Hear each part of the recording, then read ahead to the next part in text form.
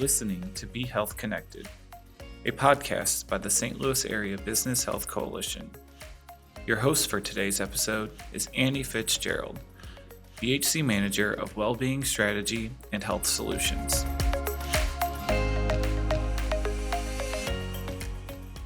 Hello, I'm Annie Fitzgerald, and welcome back to the BHC's Be Health Connected podcast. Work-life balance has become a buzzword in recent years that describes the practice of maintaining symmetry between one's personal life and professional life. As employers are prioritizing benefits, policies, or programs that help create a better balance between the demands of work and life outside of work, an emerging concept in the occupational therapy field called occupational balance is challenging this dichotomy. To discuss this concept and provide examples of how employers can encourage occupational balance in the workplace, I'm joined by Alicia Brueggemann, who is an occupational therapy doctoral student at Washington University School of Medicine. Alicia, thank you so much for joining us today. Thank you for having me. Yeah, of course. We're excited to hear about occupational balance. For those listeners who aren't familiar, can you provide a little bit of an overview of the concept of occupational balance? Yeah, definitely. So first, I'd just like to briefly explain occupational therapy and occupation to just provide some context for everyone. So first, occupational therapists are professionals that work with individuals and groups to promote their participation in occupations. So now when I say occupations, I don't necessarily mean work or the job that you do. Anytime today when I say occupation, I'm more referring to anything you do that occupies your time. And this definition includes, but isn't limited to work. It also includes leisure, health promotion, sleep and rest, home care, education, and many other activities. So now that we know, what occupation is and how I'm going to define it today, we can get into why we're here today to talk about occupational balance.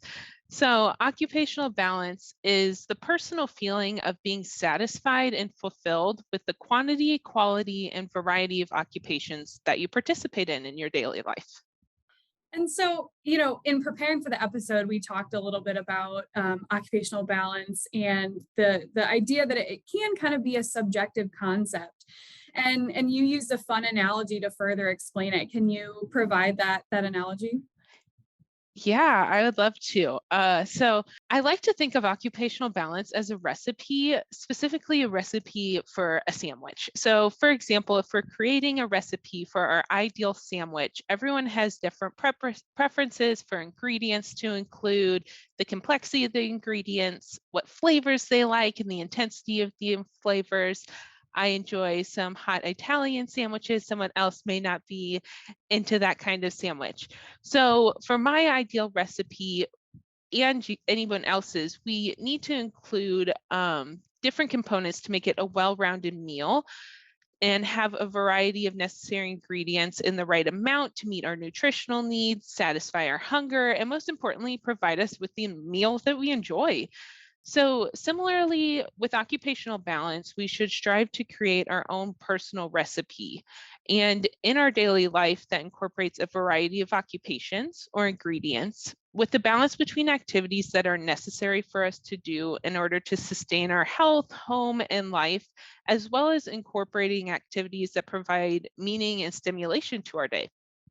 So I'll say this can be difficult to do, and our recipe for occupational balance may change regularly. So not to run too far with this analogy, but we practice and become better cooks and better at reflecting and applying the concept of occupational balance to our lives. And as we do this, we can more easily adjust our day based on our personal needs and the influence of the world around us to make this perfect recipe for occupational balance in our own lives. I know I love sandwiches, so having a fun analogy like that is always helpful. So, I think I especially appreciate your comment on, we become better cooks And so we can maybe maintain a better sense of occupational balance as we learn the concept and better understand the different occupations that we participate in throughout our daily lives. So I love that analogy. It's always nice to have a simpler way to think about a complex concept like this. Now, the concept itself, it sounds somewhat familiar, and it sounds a lot like work-life balance. How does occupational balance compare to work-life balance? Yeah, that's a great question. And I would say there's some key differences between work-life balance and occupational balance. So first, work-life balance suggests a distinct separation between work life and home life. You said that at the beginning, there's kind of this dichotomy for work-life balance. When in reality, we know this is rarely the case, and the things that we do influence each other, especially between work and home. And in contrast, occupational balance takes more of an interactional view, recognizing that the things we do constantly connect and influence each other. Second, work-life balance emphasizes how our life is impacted by our personal choices and family life, but it typically has little consideration for how society influences our life and the things going on in the world around us.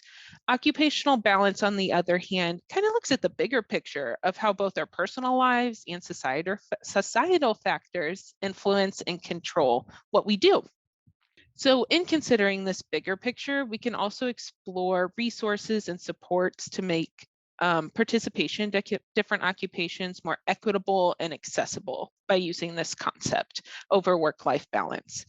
And finally, there's this vagueness to the concept of work-life balance for a lot of people. And kind of asking, what does this component of life and work-life balance entail? And how do I take action to improve this? It's very vague. But occupational balance, on the other hand, provides more guidance and recognizes the complexities and wide variety of activities that we do in our daily lives. And in its definition itself, it's not just a concept, but kind of acts as a tool to give us a way to actively reflect and evaluate that quality, quantity, and variety of things we do in our lives and make those personalized plans for change with that definition itself. Now, that's really helpful. I think, in my own work life and personal life, I find that the concept of work-life balance, that vagueness in the life piece, is particularly prevalent. I mean, work is work, but life encapsulates so many different pieces that you mentioned earlier. It could be home life, connecting with family and friends, or having time to take care of yourself through self-care. So there's just so many pieces that are a part of the life aspect of work-life balance. And I think occupational balance does a really good job of considering all of those different aspects of one's personal life. So really appreciate that explanation. I think it's really helpful.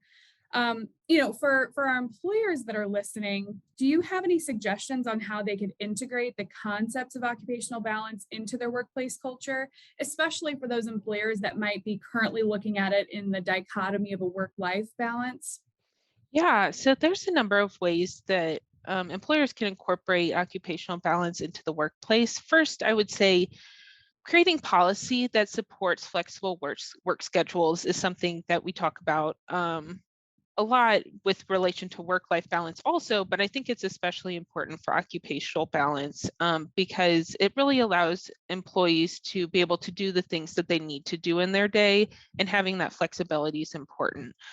Also, along with that, though, comes manager education and having them understand the importance of occupational balance so they have buy-in to support these flexible work policies so they can actually be utilized by employees. Also, providing programming and resources to promote occupational balance, I think, is important. One example that's pretty specific is a lot of employers provide incentives such as gym memberships for employees to be physically active and for health promotion. And this incentive is great and valuable to probably many employees, but giving other opportunities for physical activity and can be a way to integrate occupational balance. So for example, partnering with local businesses to promote these other physical activity, things like dance studios, martial arts classes, gymnastics gyms, things like that, and offering discounts and things like that would be a way to promote occupational balance and exploration of new occupations. And similarly, doing other promotionals for leisure activities and educational things in the community can be really useful. So promoting art classes, book clubs, things like that to give leisure and education to your employees outside of work is really important. I would say these examples are pretty specific, like I said, but the most important thing is really listening to your employees. And I want to emphasize that the best way to build occupational balance in the workplace culture is to reach out and receive input from your employees. Find out what your employees find meaningful and fulfilling, and find opportunities to incorporate these things in the workplace. Also, just identifying what areas of occupation your employees are struggling with, why they're struggling, and then working with them to come up with solutions for support and resources can really improve their occupational balance, and also show that you as the employer really value their ability to do all the things that they want and need to do, both in and out of work. And, I think a lot of the employers or just listeners in general might be surprised that they haven't heard about this concept. And I understand it's a somewhat emerging concept in the United States. What evidence is out there to support the impact of occupational balance on health and well-being?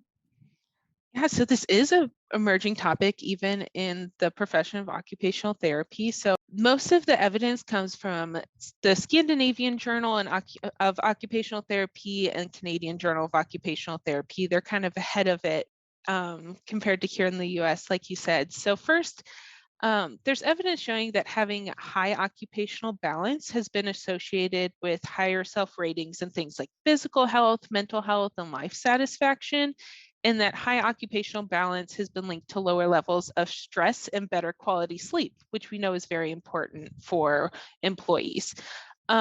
Second, for individuals living with chronic illness, poor occupational balance has been shown to negatively impact their ability to manage and recover from illness.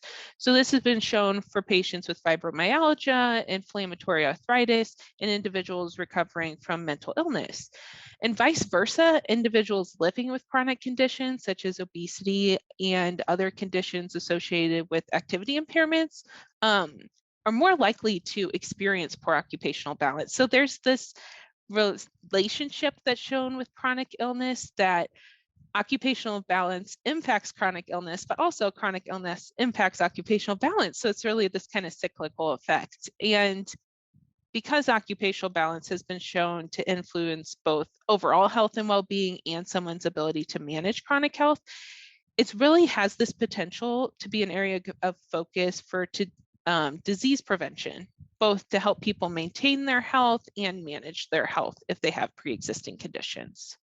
I know a lot of our employer members have strong well-being programs. And so I think, the idea of utilizing this occupational balance concept within their well-being programs and with the suggestions that you provided could be a great opportunity to bring it here to the US a little stronger. Yeah, definitely. For those that are interested in learning a little more about occupational balance, what resources are available for them to explore? Yeah, so like we just talked about, since it is an emerging area, there's not a whole lot of resources, unfortunately, currently available, but there are some general information that can be found on the American Occupational Therapy Association website. And there's a number of OT blogs, such as OT Hub, where it's been discussed. There's some about occupational balance in the COVID-19 pandemic and other blog posts relating to occupational balance. And I'll say overall, all the occupational therapists I know are very passionate and willing to discuss how occupation is fundamental to our health and well-being, which is a key component of occupational balance. And a shameless plug for the soon-to-be graduates like myself and new OT graduates, they likely have been introduced to the topic of occupational balance in their training. So I would say really reaching out and talking to an OT, if you have someone in your life that you know, is a great resource to discuss the topic more.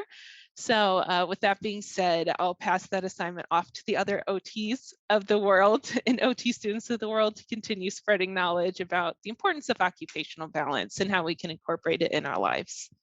Well, that's great. I think, always having, someone who is, an expert in the area is a great kind of primary resource for topics like this. So I'll echo your comments to talk with your OT or try and make connections with an OT. I know, you're with the Washington University School of Medicine. So you, and I imagine those in your cohort will all be looking for some experience to work with employers or organizations in the community. So Alicia, this has been so helpful. It's been, really great to just better understand the concept of occupational balance and have the opportunity to introduce it to, our listeners. We really appreciate your insights and look forward to taking these occupational balance concepts to our members in the future. So thank you so much again for joining us. Yeah, thank you for having me. It's been great.